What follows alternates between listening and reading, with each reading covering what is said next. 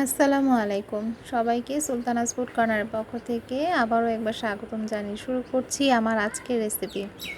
আজকে আমি এক ভিন্নধর্মী রেসিপি শেয়ার করতে যাচ্ছি। এটা শুধু ভিন্নধর্মী না, এটা আসলে অনেক মুখরোচক একটা রেসিপি। আমড়ার মালাইকারি আমি দেখাবো। তো সেই জন্য আমি প্রথমে এই ছোট চিংড়ি মানে কুচো চিংড়িকে একটু ভালো করে তেলের মধ্যে ভেজে নিচ্ছি সামান্য হলুদ আর লবণ দিয়ে।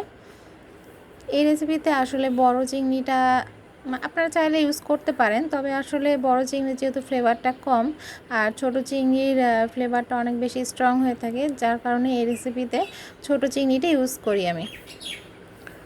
তো এই তো আমার চিংড়িটাকে আমি ভালোভাবে একটু ভেজে নিয়েছি তেলের মধ্যে। এখন এটাকে ঢেলে সেই একই কড়াইয়ের মধ্যে আমি আবারও দিয়ে দিচ্ছি সাদা তেল এবং দিয়ে দিব পরিমাণ মতো পেঁয়াজ।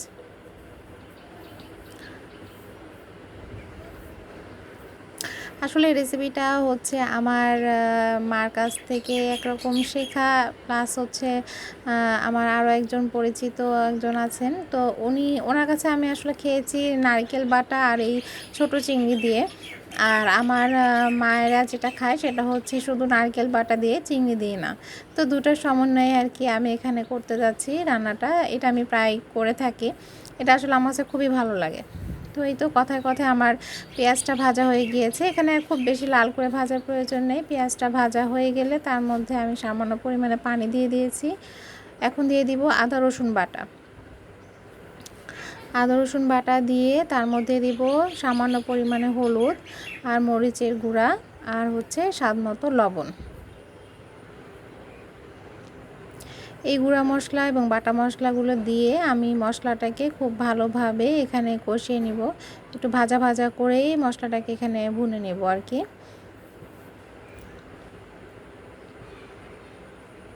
এই রেসিপিটা আসলে এত বেশি মুখরোচক হয় যে মানে কি আর বলার। আপনারা বাসায় একবার হলেও এটাকে ট্রাই করবেন। এটা আপনারা সাদা ভাত দিয়েও তো খেতে পারবেনই, এমনকি হচ্ছে আপনারা সাদা পোলাওয়ের সাথেও এটাকে সার্ভ করতে পারেন। এটা সত্যি অনেক মানে দুর্দান্ত একটা স্বাদের একটা রেসিপি হয়ে থাকে। মাছ মাংসের সাথে যদি এই রেসিপিটা আপনি রাখেন, তো আপনার মেহমান হচ্ছে চেটেপুটে এটাকে খাবে এবং আপনি অনেক প্রশংসা আর কি কুড়াবেন। তো যাই হোক, এই যে আমি মশলাটাকে খুব ভালোভাবে এখানে ভুনে নিচ্ছি। ভাজা ভাজা করে মশলাটাকে এখানে আমি ভুনে নিব। মশলাটা ভাজা ভাজা হয়ে গেলে আমি তার মধ্যে সামান্য পরিমাণে একটু পানি দেব এবং পানি দিয়ে আরেকটু কষিয়ে তার মধ্যে আমি এখানে আমড়াগুলোকে দিয়ে দিব। এখানে আমি আমড়াগুলোকে যেভাবে কেটে নিয়ে আগে থেকে একটু পানি দিয়ে ভাপ দিয়ে নিয়েছি। আপনারা যদি বেশি টক খেতে না মানে বেশি টক খেতে চান, সেক্ষেত্রে আপনারা জাস্ট কেটে ধুয়ে এখানে দিয়ে দিবেন। আমি যেহেতু এখানে খুব বেশি একটা টক চাচ্ছি না, যার কারণে আমি এখানে একটু ভাপ দিয়ে নিয়েছি এটাকে। তো এই তো আমড়াটা দিয়ে আমি জাস্ট হচ্ছে একটু নাড়াচাড়া দিয়ে একটু কষিয়ে নেব। তারপরে হচ্ছে আমি এই যে ভেজে রাখা চিংড়িগুলোকে এর মধ্যে দিয়ে দিব। চিংড়ি দিয়ে এটাকে জাস্ট আমি একটু মানে কিছুক্ষণ ধরে একটু কষাবো আর কি। এখানে খুব বেশিক্ষণ আর কি এই রেসিপিটা রান্না করতে আসলে খুব বেশি সময় লাগে না, চটজলদি হয়ে যায়।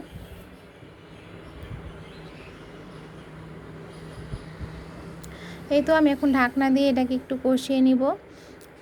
একটু পরে আবার ঢাকনাটা উঠিয়ে নাড়াচাড়া করে এর মধ্যে হচ্ছে আমি সেই ভেজে রাখা চিংড়িগুলোকে দিয়ে আবারও একটু কষে নিব।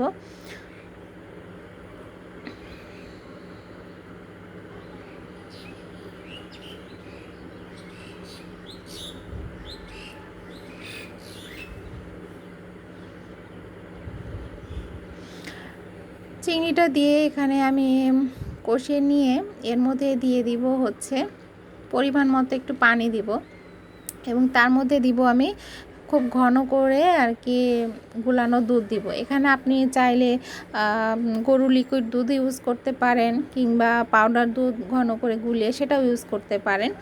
তো আমি এখানে 1.5 কাপ এই যে পানির মধ্যে আমি এখানে 2 টেবিল চামচ গুঁড়ো দুধকে হচ্ছে আমি গুলে নিয়েছি। এখানে আমি ডিপ্লোমা দুধটাই ইউজ করেছি। আমি এই কারণে দুধের নামটা বললাম যাতে করে আপনারা দুধের ঘনত্বটা বুঝতে পারেন।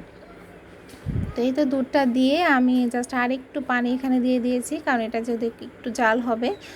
তো এই তো এটা যেহেতু আমড়ার মালাইকারি, তো মালাই ঠিক যেরকম ঝোল থাকে একটা, তো সেরকমই আর কি ঝোল থাকবে এখানে। এখন আমি এর মধ্যে আর কি সামান্য পরিমাণে একটু চিনি দিয়ে দিয়েছি, যেহেতু এটা একটা টক মিষ্টি একটা স্বাদের হবে। খুব বেশি যে মিষ্টি হবে তা না, টকটাই থাকবে, জাস্ট একটা মানে ব্যালেন্স হবে আর কি টকটার। এই তো আমার রেসিপিটা হয়ে গিয়েছে। এটা দেখতে যে কি সুন্দর, মানে এর লুকটা খুবই সুন্দর হয়ে থাকে, দেখলে মনে হয় যে খেয়ে ফেলি এখনই। আর এর স্বাদটাও হয়ে থাকে দুর্দান্ত। তো এই তো আমার আজকের রেসিপি আলহামদুলিল্লাহ হয়ে গিয়েছে। এই তো আমার আজকের রেসিপির ফাইনাল লুক। আপনারা বাসায় একবার হলো এটা ট্রাই করবেন এবং আমাকে কমেন্টে অবশ্যই জানাবেন আপনাদের কেমন লেগেছে এটা খেতে। তো আজকের মতো সবাইকে এখানে আল্লাহ হাফেজ।